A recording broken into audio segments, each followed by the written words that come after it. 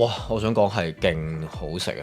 佢呢唔係好舊式嘅一啲日本料理嚟嘅，都係有少少新式 fusion 啲嘅。首先呢，佢一坐低呢就會有一個嘅前菜先啦，咁就係一個嘅魚，然之後再加一啲嘅海膽啦，跟住仲有一啲蠶豆啊，有啲豆咁樣噶啦，咁加落去其實好 fresh 嘅嗰個感覺食落去。咁跟住我哋食嘅第二道菜呢，就係其中一道我覺得最好食嘅菜。